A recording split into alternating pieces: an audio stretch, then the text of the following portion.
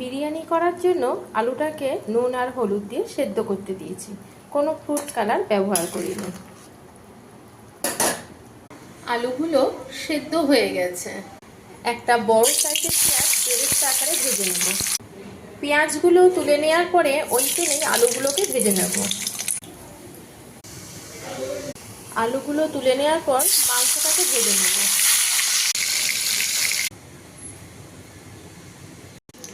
এই তেলে এবার সমস্ত মশলা কষিয়ে নেব। পেঁয়াজ বাটা, বাসমতি রাইসের আতপ চাল নিয়েছি 1 কেজি। ভাতটাও আমার ফুটে এসেছে। একটু লবণ দিয়ে ভালো করে ফুটিয়ে নেব। এবার দেব আদা, রসুন আর কাঁচা লঙ্কা বাটা, পরিমাণ মতন লবণ, 1 চিমটি চিনি, একটু লঙ্কার গুঁড়ো, বিরিয়ানির মশলা আর সামান্য একটুখানি হলুদ দিয়ে ভালো করে মশলাটা কষিয়ে নেব।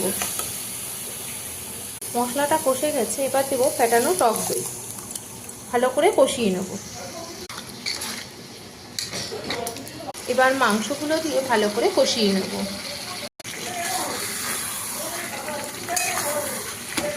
আলু দেওয়ার পরে পরিমাণ মতন একটু গ্রেভি দিয়েছি। এবার এগুলো ভাতের সাথে মেশাবো।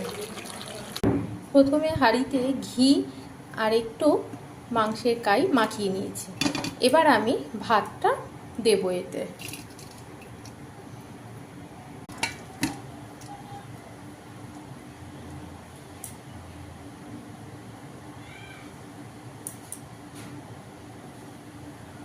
আরেকবার ঘি দিয়ে দেব। মাংস আর আলুগুলো তুলে দিয়েছি। দেবো একটু বিরিয়ানির মশলা, সামান্য একটু বেরেস্তা, দুধ, গোলাপ জল, এর একটু মিঠা হয়তো মিশিয়ে রেখেছিলাম, সেটা একটু দিয়ে দেবো। ভাত দিয়ে আবার একটা এরকমই লেয়ার তৈরি করব।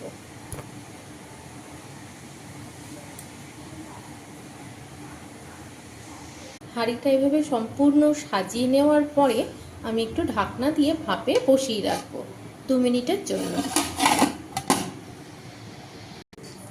আমার বিরিয়ানি পরিবেশন করার জন্য একদম তৈরি হয়ে গেছে। খুব সাধারণভাবেই তৈরি করেছি চিকেন বিরিয়ানি। তো রেসিপিটা কেমন লাগলো অবশ্যই কমেন্টে জানাবেন।